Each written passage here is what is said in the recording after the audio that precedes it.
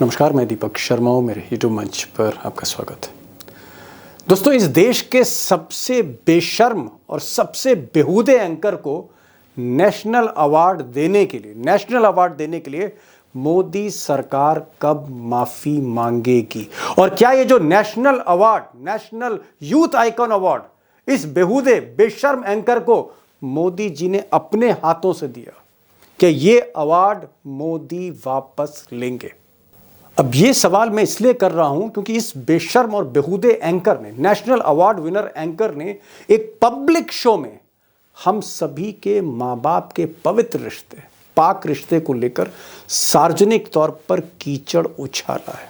इस एंकर ने माँ बाप के रिश्तों को लेकर इतनी गंदी गंदी बातें कही हैं जो मैं कम से कम इस शो में आपके सामने साझा नहीं कर सकता। किस तरह के अपशब्द का इस्तेमाल किया उसने, माता पिता के बारे में इस तरह की कोई बात करता है कि उनको ऐसा हालत में देखना चाहिए?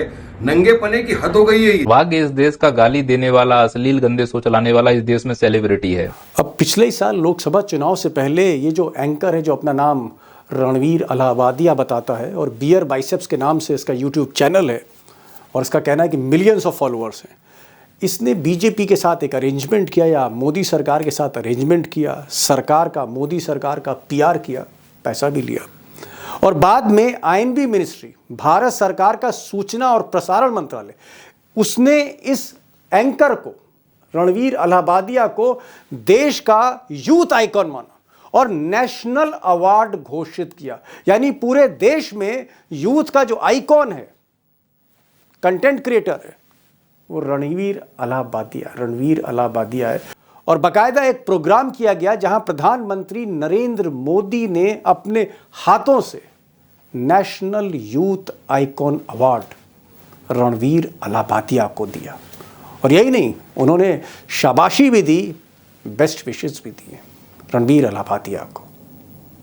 अब 2 दिन पहले एक कॉमेडी शो में रणवीर अलाहाबादिया ने, जिसमें कई यूट्यूबर्स भी थे और शायद इस शो का मकसद सिर्फ और सिर्फ व्यूज़ था, कमर्शियल था, पैसे के लिए किया जा रहा था, उसमें माँ बाप के रिश्तों को लेकर बेहद घटिया बातें की। ये उस शो में रणवीर जो है हंसते हंसते जो है वो युवाओं को कह रहा है, देश के युवाओं को कह रहा है कैमरे पर, और वहाँ पर लोग बैठे तालियां बजा रहे हैं कि आप अपने माँ बाप को बिस्तर पर नंगा देखिए रोज़, और भी बहुत कुछ बोल रहा है। मतलब इतनी घटिया बातें शायद, दोस्तों, मुझे ऐसा लगता है कि शराब के नशे में धुत कोई व्यक्ति भी नहीं बोलेगा। कोई अगर साइकिक केस है वो भी किसी पब्लिक प्लेटफॉर्म पे नहीं बोलेगा।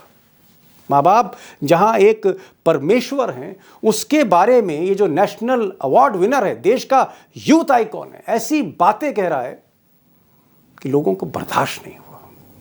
और जो रिएक्शन आज हुआ है, शायद देश ने ऐसा रिएक्शन कभी देखा ही नहीं होगा। और ये रणवीर अलाहाबादिया, आप सनातन धर्म को प्रमोट करते हो, स्पिरिचुअलिटी की बात करते हो, इतने बड़े बड़े लोग आपके पॉडकास्ट पे आते हैं, इतने बड़े बड़े संत आते हैं आपके पॉडकास्ट पे, और आपकी इतनी घटिया सोच है। दोस्तों, मैं आपको एक ही बात बोलूंगा कि अगर हम ये चीज को नहीं रोक पाए तो आपके आने वाले बच्चों का भविष्य बहुत ही बुरा होने वाला है।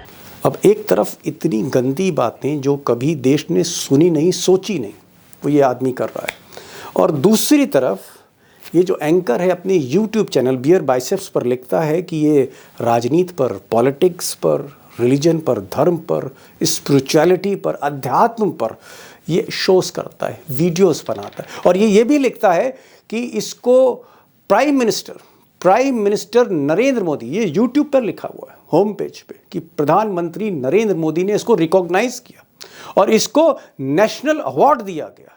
ये सारा कुछ अपने यूट्यूब पे लिख रहा है। यानी इसका जो प्रोजेक्शन है वो ये है कि सरकार इसके पीछे है, नरेंद्र मोदी इसको रिकॉग्नाइज करते हैं, मंत्री और बड़े बड़े बीजेपी के नेता इसके पीछे खड़े हैं। ये एक मैसेज अपने यूट्यूब चैनल पर दे रहा है। और जो दुखद बात है वो ये है कि इतने घटिया आदमी, इतने बेशरम एंकर के साथ सरकार के बड़े बड़े मंत्री जिनसे बड़े बड़े पत्रकार नहीं मिल पाते, वो इसको लंबे लंबे इंटरव्यू दे रहे हैं। वो चाहे नितिन गडकरी हो, वो चाहे पीयूष गोयल हो जो अमित शाह और मोदी के बहुत करीब हैं, घंटे घंटे इंटरव्यू दिए जा रहे हैं और बाकायदा प्रचार हो रहा है। स्मृति ईरानी वो भी इंटरव्यू दे रहे हैं। इसी तरह से देश के विदेश मंत्री जयशंकर साहब, ये भी रणवीर के सामने बैठे हैं कैमरे पर और दिल की बातें कह रहे हैं।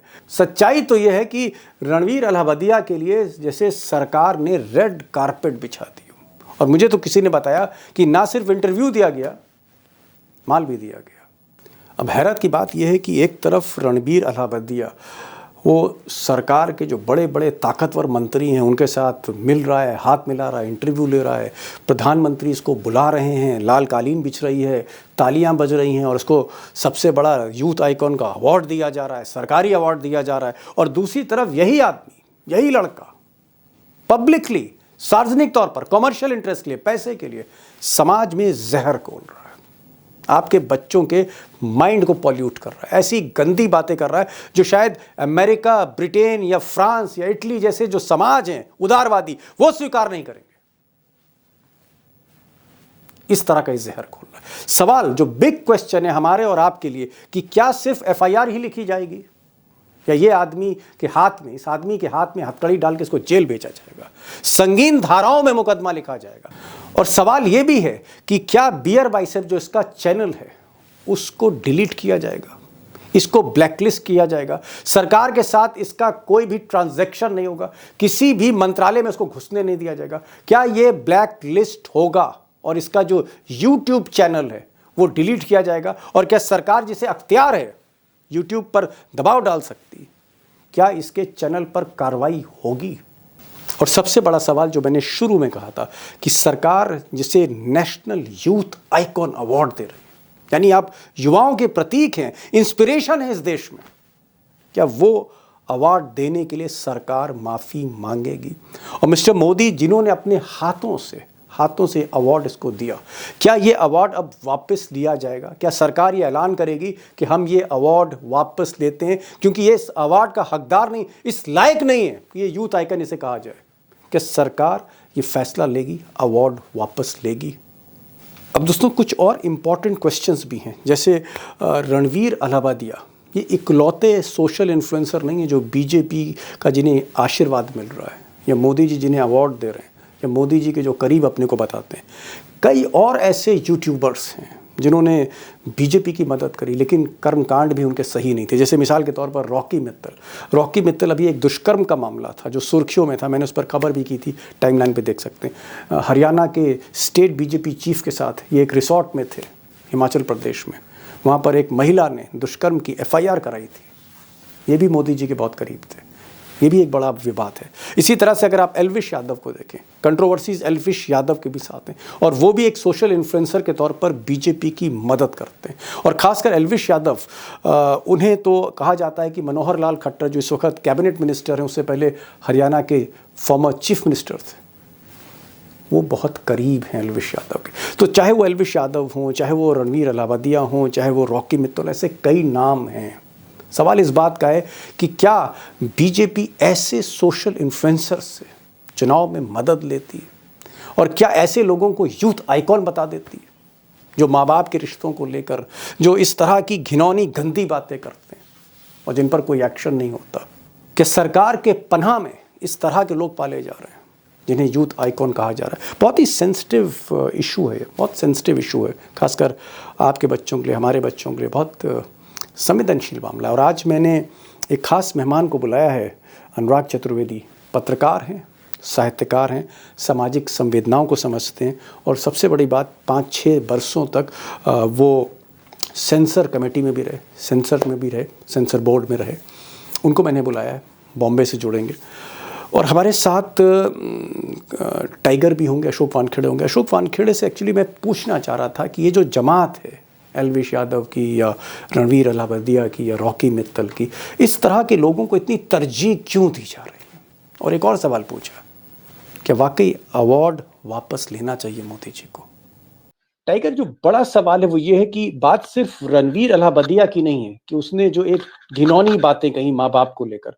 सवाल इस बात का भी नहीं है कि प्रधानमंत्री मोदी ने उनको यूथ आइकॉन का अवार्ड दिया। मतलब शर्म की बात है कि जिसको आप देश का यूथ आइकॉन का अवार्ड दे रहे हैं, कि देश के सारे यूथ इसके पदचिन्हों पर चले, इंस्पायर हों रणवीर अलाहाबादिया से, वो इस तरह की घिनौनी बातें कर रहा है। सवाल सिर्फ अलाहाबादिया का नहीं है। आप अगर रॉकी मित्तल को देखें जो दुष्कर्म में फंसते हैं बीजेपी के स्टेट चीफ के साथ, और एक लड़की कहती है कि मेरी एफआईआर नहीं लिखी जाती, मेरी फिल्म उतार ली गई है, होटल के कमरे में, सरकारी होटल के कमरे में फिल्म मेरी उतार ली गई, वो भी बीजेपी के मोदी जी के करीब होते हैं। एलविश यादव, वो भी विवादों में इसी तरह से रहे, सोशल इन्फ्लुएंसर जिनको कहीं ना कहीं मनोहर लाल खट्टर के बहुत करीबी बताया जाता है। एक लंबी फेहरिस्त। सवाल इस बात का है कि क्या संस्कारों वाली पार्टी चेक नहीं करती, वो क्या देखती नहीं? बात सिर्फ संस्कारों की मंच से की जाती है, वेद की बात होती है, योग की बात होती है, संस्कृति की बात होती है, राष्ट्रवाद की बात होती है, और इस राष्ट्रवाद के फ्रेम में रणवीर अलाहाबादिया जैसे लोगों को हीरो बनाया जाता है। देखिए दीपक जी, ये पार्टी हुआ करती थी चाल चरित्र और चेहरे वाली। 2014 से इस पार्टी का कैरेक्टर ही बदल गया है, टोटल कैरेक्टर बदल गया है। आपने इतने लोगों के इंटरव्यू करवाए, उसको पैसे भी मिले होंगे, फ्री में तो नहीं करा होगा उसने। उसको यूथ आइकॉन का अवार्ड दिया। क्या प्रधानमंत्री ये कहना चाहेंगे आज अपने सीने पे हाथ रख के, ये यूथ का आइकॉन है, पूरे देश के यूथ इसको फॉलो करें? जिसको एक सवाल पूछा जाता है, किसी की हिम्मत कैसी हुई इतना वाहियात सवाल पूछने की? क्योंकि आप उस लेवल पे उतर के गए हैं। चतुर्वेदी साहब, आप पत्रकार भी रहे, साहित्यकार भी रहे, समाज की जो तमाम बारीकियां हैं उनको समझते हैं, सेंसिटिविटी को समझते हैं। ये रणवीर अलाहाबादिया जो मोदी के करीब है, तमाम मंत्रियों से वो घंटों बात करता है, वो चाहे स्मृति ईरानी हो, चाहे पीयूष गोयल हो, चाहे वो नितिन गडकरी हो, ये लड़का, मैं लड़का ही कहूंगा, बच्चा ही कहूंगा, इतना ज्यादा मतलब इस लेवल पर माइंड आ गया कि माँ बाप पर ही सवाल उठा दिए और इस तरह की घिनौनी बातें कर रहा है, पब्लिकली कर रहा है और लोग वहां हंस रहे हैं। ये समाज किस तरफ जा रहा है? और रणवीर अलाहाबादिया क्या गंदी गंदी बातें करके व्यूज लेना चाह रहा था, या कहीं ना कहीं इसके पीछे कोई कमर्शियल इंटरेस्ट था, या फिर जमीर बेच दिया? इसको आप कैसे देखते हैं? मुझे लगता है तीनों चीजें बेच दी गई हैं।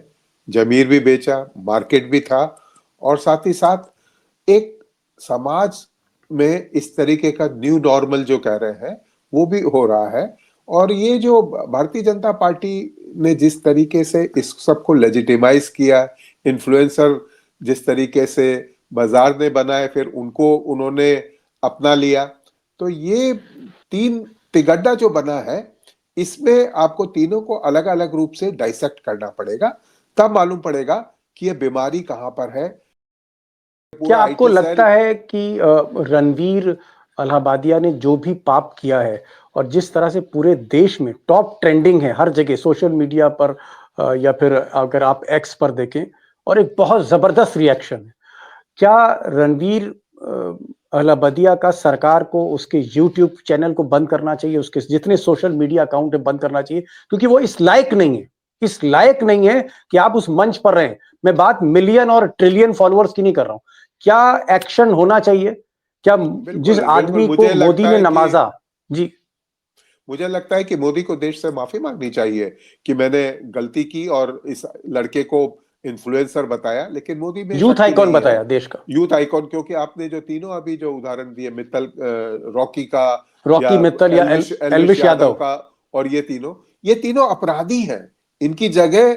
लेकिन वहां पे राम रहीम जैसे या आसाराम जैसे लोगों जब उनके दोस्त बने हुए हैं, तो उनसे आशा करना मुझे लगता है कि ये हमारी नादानी होगी। अगर हम लोग नादानी में ये सब बातें कर रहे हैं कि एक्शन हो जाएगा, ये हो जाएगा, मुझे तो अशोक भाई की या टाइगर की जो बात है कि ये कहीं इसको और ज्यादा पॉपुलराइज करने के लिए और अश्लील न करे।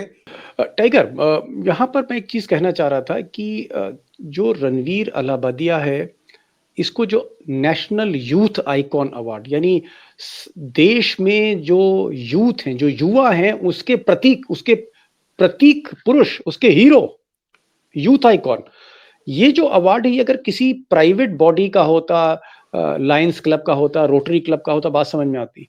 गवर्नमेंट ऑफ इंडिया का ऑफिशियल अवार्ड है। क्या आपको लगता है कि इस ऑफिशियल अवार्ड को मोदी जी ने दिया, प्राइम मिनिस्टर ने दिया? क्या प्राइम मिनिस्टर ऑफिस को, आईएनबी मिनिस्ट्री को लिखकर ये अवार्ड कैंसिल करना चाहिए, वापस लेना चाहिए रणवीर अलाहाबादिया से कि तुम इस लायक नहीं थे, तुमने सरकार की बेइज्जती कराई, तुमने देश की बेइज्जती कराई? क्या ये अवार्ड वापस लेना चाहिए? नहीं दीपक भाई, यदि मैं, अनुराग जी या आप जो कह रहे हो, हमारी मनीषा हो सकती है कि इनका अवार्ड वापस हो जाना चाहिए, इसको सजा होनी चाहिए, केस एफआईआर दर्ज होना चाहिए। लेकिन क्या मोदी जी चाहते हैं? क्या मोदी जी ऐसा ही छिछोरापन चाहते हैं? सवाल ये है, मेरे और आपके चाहने से नहीं है। वो सत्ता में बैठे वो क्या चाहते वो इंपॉर्टेंट है। अब देखिए, एक अदाकारा है, फिल्म की एक्ट्रेस है, बहुत अच्छी एक्टिंग करती है, नो डाउट। लेकिन जब राजनीतिक जीवन में आप आते हो तो आपका निजी कुछ नहीं होता। आपका निजी जीवन भी साफ सुथरा होना चाहिए, राजनीतिक जीवन भी साफ सुथरा होना चाहिए, क्योंकि आप सांसद में बैठते। शिमला से जो हमारी सांसद है, उनके और ऋतिक रोशन के जो झगड़े हुए, जो कंगना व्हाट्सएप रनौत। मार्केट में आए, जो मार्केट में वो आए, व्हाट्सएप आए, जी। जो चैट आई, और जो एक दूसरे पे लांछन लगा रहे थे, क्या हमारे सांसद में वो लोग बैठेंगे? क्या मॉडल रखेंगे हिमाचल के लड़कियों के सामने? आपको लगता है अवार्ड वापस नहीं लेगी सरकार? झांसी का रानी का किरदार निभाया आपने, लेकिन किरदारों पे जिंदगी नहीं चलती, व्यक्तिगत जीवन क्या है ये भी उतरता है। राम ने किरदार नहीं निभाया था, राम का व्यक्तिगत जीवन है जो पुरुषोत्तम राम करते हैं, पुरुष के उत्तम पुरुषोत्तम राम। आपने वो लड़कियों का व्यभिचार का मामला, जो हॉकी जो अपनी प्लेयर थी कुश्ती की, जी, कुछ सारे नहीं। विश्व के सामने हमारी जीत हुई, लेकिन क्या आपने उस सांसद पे एक्शन लिया? आखिर तक नहीं लिया। ब्रिजभूषण की बात कर रहे हैं आप? जी। हमारे महाराष्ट्र में जो धनंजय मुंडे का मामला चल रहा है, सारी मामला खुल के सामने है, तो कहीं कोई एक्शन लिया जा रहा है? नहीं। उनने एक शादी की, एक लड़की के साथ अफेयर किया, बच्चे पैदा हो गए, अपना नाम दिया बच्चों को। क्या ये रोल मॉडल है? क्या ये लोग कैसे विधायक बनते हैं? और इनको टिकट देने वाले की मोरलिटी कहां गई? और उनको अपने साथ में भाजपा यदि मंत्री बनाती है तो वो कहां गई? तो आपको आपका आचरण, क्योंकि आपको सत्ता का मक्खन खाना, इसलिए सब चलेगा, व्याभिचार चलेगा, भ्रष्टाचार चलेगा। तो फिर रणवीर ने क्या गलत किया? उसको पैसा चाहिए तो उसने वो भी किया। आपको अपने माँ बाप की चिंता होती है, आप इज्जत करिए, आपको किसने रोका? जी। वो अपने माँ बाप की इज्जत नहीं करता, वो तो बोलता है कि मैं तो देखूंगा, मेरे को मजा आता है। और उसने सवाल भी पूछा, तुम भी ज्वाइन करोगे क्या उसमें? है करते रह गए। ये बातें इनके लिए कॉमन है, क्योंकि उन्हें वो क्या कहता है, हिंदू समाज, धर्म, ये जो है सब बताने के लिए है। वो ये सब वो चुनावी जुमले हैं। वास्तविकता में वो इस बोलने से भी उसके कितने फॉलोअर हो गए, और उस फॉलोअर से हमें कितना फायदा होगा? क्या YouTube को भी एक्शन लेना चाहिए टाइगर? YouTube को भी एक्शन लेना चाहिए? यानी यूट्यूब इज ओपन, वो एक्शन लेंगे नहीं लेंगे वो अपनी जगह पे है।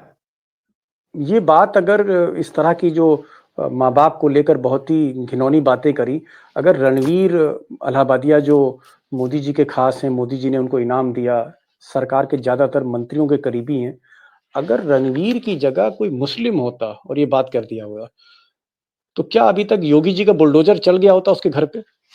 नहीं, यदि मुस्लिम होता तो हम चर्चा भी नहीं कर रहे होते, क्योंकि उसको आइकॉन का अवार्ड भी नहीं मिलता, मोदी जी उसका स्वागत भी नहीं करते, वो अलग अलग मंत्री के इंटरव्यू भी नहीं करते। और जब भी उसकी सोशल कोई मीडिया पे हैसियत नहीं आता होती। तो ये तमाम सनातनी धर्म, सारे शंकराचार्य, सारे मठाचार्य और जितने आपके आखड़े वाखड़े हैं, वो वहां पे धर्म संसद में बोलते कि देखिए ये ऐसे करते हैं, इस धर्म के लोग इस समाज में इस घिनौनी तक हरकत करते हैं, इसलिए इनका देश निकाला होना चाहिए, इनका इसका देश से बाहर कर देना चाहिए। वो बांग्लादेशी घोषित होता, कई चीजें होती, जी, आ रहा तो हूँ फिर टाइगर। सवाल ही नहीं उठता कि उसका अवार्ड ही नहीं मिलता।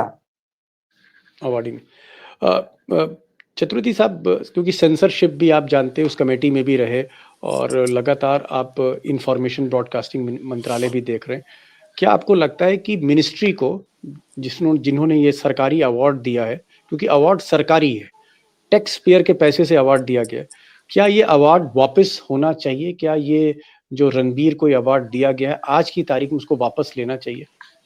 बिल्कुल, मैं मानता हूँ उससे ये जो अवार्ड है ये वापस लिया जाना चाहिए, इसको ब्लैक लिस्टेड किया जाना चाहिए। और यूट्यूब को भी, क्योंकि आप देखते हैं यूट्यूब छोटे छोटे चीजों में लोगों को रोक देता है, यूट्यूब की भी जिम्मेदारी है कि भारत की में, जिस समाज में इस तरीके की चीजें भारत क्या किसी भी समाज में, मुझे तो लगता है कि ये शायद कोई भी एंथ्रोपोलॉजी में भी अगर आप देखेंगे तो इस तरीके की बातें शायद प्रारंभिक समाज में, जबकि बारे में लोग बाग नहीं जानते थे कि इंसेस्ट क्या होता है क्या नहीं। तो ये मुझे लगता है कि जो भारत की का जो समाज है, इसको एक चुनौती है ये, और अगर इसको समय पे नहीं रोका गया तो इस तरीके के कई इलाहाबादिया, कई अहमदाबादिया, कई अलीगढ़िया पैदा होंगे, और ये जो लड़के हैं वो मैं इनको कम दोष देता हूं, इसमें सबसे ज्यादा सरकार के जो मुलाजिम है, जो भारतीय जनता पार्टी जैसी जो पार्टी अपने आप को नैतिक पार्टी मानती है, उसका ये भ्रष्ट आचरण है। मुझे तो लगता है कि अश्विन वैष्णव पे कार्रवाई होनी चाहिए कि उनके राज में इस तरीके के कैसे जांच हुई। राज्यसभा में और लोकसभा में आज चर्चा होनी चाहिए थी, क्योंकि ये ज्यादा बजट से भी ज्यादा, या आपने कितना बजट पेश किया उससे ज्यादा ये समाज का बजट बिगाड़ रहे हैं। ये एक बड़ी दुर्भावना की एक बड़ी दुर्घटना हुई है भारतीय समाज के लिए, मैं ऐसा मानता हूँ। जी टाइगर, आखिरी सवाल इस समय भी हो रहा है। एक मिनट, मैं अनुराग जी को यही थोड़ा सा ऐड करना चाहता हूँ। अनुराग जी, अब पार्लियामेंट से कोई आशा अपेक्षा नहीं रखिएगा। अब पार्लियामेंट से कोई आशा अपेक्षा नहीं रखिएगा। आज का मैं एक 30 सेकंड लूंगा दीपक जी। आज का एक वाकया हुआ है। आज एक सवाल पूछा एक मेंबर ऑफ पार्लियामेंट ने। सवाल ये पूछा कि साहब, पेरिस से भी ज्यादा महंगे टिकट हो गए हैं प्रयागराज के, और प्रयागराज के इतने महंगे टिकट, एक लूट है ये सनातनी धर्म में विश्वास रखने वालों की लूट है। उसमें राज्यसभा में उपराष्ट्रपति क्या बोले? उपराष्ट्रपति बोले कि अरे भाई, सनातनी हो, अपने धर्म के लिए थोड़ा पचना सीखो। मतलब ये लूट होने दो। और मंत्री, कंसर्न मंत्री जो थे, वो उठ के खड़े होके बोले कि आपको खुश होना चाहिए कि प्रयागराज पेरिस से भी बड़ा हो गया। जी चलिए, जब ऐसी छिछोरी बात, मैं माफ कीजिएगा, जब इतने सीरियस टॉपिक पे ये बात होती है, जब देश का उपराष्ट्रपति इतने निचले लेवल पे जाके बात करता है, तो आप पार्लियामेंट से क्या अपेक्षा रखेंगे इस बात में? चलिए, पार्लियामेंट से क्या अपेक्षा रखेंगे? लास्ट क्वेश्चन है, लास्ट रिएक्शन में लेना चाहूंगा। मैं देख रहा था रणवीर अलाहाबादिया ने अपोलोजाइज किया, माफी मांगी है, और उन्होंने कहा कि जो फ्रेम ऑफ माइंड था उस वक्त, वो कुछ एक ऐसे बस वो बोल गए, मतलब कहीं ना कहीं एक बैलेंस खो दिया उन्होंने, और उनसे गलती हो गई। अब वो उसका एहसास कर रहे हैं। क्या आपको लगता है, एक मिनट टाइगर, क्वेश्चन मेरा ये है कि क्या मानसिक संतुलन उस वक्त खो बैठे थे, या स्लिप ऑफ माइंड हो गया, स्लिप ऑफ टंग तो नहीं कहूंगा मैं, या इसके पीछे कमर्शियल इंटरेस्ट था? ये सब कुछ पहले से तय था, इस तरह से करना है? और देखिए दीपक भाई, वो जो शो है गॉट द टैलेंट, और उसके आगे जो लिखा है मैं बोल नहीं सकता, सभ्य समाज है अपना देखने वाला जी। उस शो में माँ बहन की गालियां, आपके शरीर के प्राइवेट पार्ट्स पे खुल के चर्चा, और एक दूसरे का जो उच्चारण होता है, मतलब आपके प्राइवेट पार्ट से इसका नाम लिया जाता है कि ये तो ऐसा दिखता है, ये खुलेआम होता है उस शो में। तो जब आप उस शो में जा रहे हो तो आपको पता है वह राम कथा नहीं हो रही है, वहां को नहीं जाना चाहिए था, अर्थव्यवस्था जाना ही नहीं चाहिए था, वहां पे जाना ही नहीं चाहिए था। तो आपको लगता है कि इसके पीछे कोई अनुराग चतुर्वेदी जैसे इंसान जो एक पत्रकारिता और साहित्य के जगत में जाने जाते हैं, वो कल बिग बॉस में चले जाएंगे, तो ये उनकी गलती है? उन्हें पता है बिग बॉस में क्या होता है। तो आपको लगता है उनका इसके पीछे लेवल ही नहीं कमर्शियल है। इंटरेस्ट? बिल्कुल कमर्शियल इंटरेस्ट, बिल्कुल कमर्शियल इंटरेस्ट। ओके। और पैसे के लिए ये अपने माँ बाप का निजी जिंदगी भी सड़क पे लाके लोगों के सामने दिखा सकते हैं, उसको रेखांकित कर सकते हैं, उसको शब्दांकन दे सकते हैं। ऐसे घिनौने यदि पैसे के लालची इस देश में नवाजा जाते हैं, सिर्फ उनके पास फॉलोअर है, तो मुझे इस सरकार पे दया आती है, मुझे भारतीय जनता पार्टी पे दया नहीं, मुझे अब संघ पे दया आती है कि भाजपा इनके हाथ से इतनी दूर निकल गई है कि अब राष्ट्रवाद, कल्चर, संस्कार, ये जो है, ये बस संस्कार भारतीय तक ही बचे हैं, बाकी सब सत्ता के लालच में पी चुके हैं ये लोग। बहरहाल जो भी है, दुर्भाग्य है कि कल्चर की बात करने वाली पार्टी में आज वल्चर हैं। गिद्ध हैं वहाँ पर। और सबसे बड़ी बात जो टाइगर ने कही कि रणवीर को वहाँ जाना नहीं चाहिए था। अगर उन्होंने देश का यूथ आइकन का अवार्ड प्राइम मिनिस्टर के हाथों लिया है और उनको ये सरकारी इतना बड़ा अवार्ड मिला है सोशल इन्फ्लुएंसर के नाते, तो उनको इस प्रोग्राम में नहीं जाना चाहिए था। उनका कोई भी उस वक़्त ऐसा नहीं था जो वो कह रहे हैं कि मैंने मेंटल बैलेंस मेरा खो गया या मैं बोल गया, मैं उस गलती का मुझे एहसास नहीं था। टाइगर कह रहे हैं ये सब झूठी बातें हैं, ये कमर्शियल इंटरेस्ट इसके पीछे था। और अनुराग जी ने कहा है कि आईएनबी मिनिस्टर के खिलाफ जाँच होनी चाहिए कि भाई ऐसे लोगों को आपने अवार्ड लिस्ट में शॉर्टलिस्ट कैसे किया, और ये अवार्ड वापस होना चाहिए और यूट्यूब को भी ब्लैकलिस्ट करना चाहिए इस तरह के लोगों को जो समाज में घृणा फैला रहे हैं और इस तरह की अश्लील बातें कर रहे हैं जो शायद शराब के नशे में धुत आदमी भी नहीं कहेगा इस तरह की बातें। बहुत-बहुत शुक्रिया टाइगर आप आए और बहुत संवेदनशील दोस्तों ये बहस थी।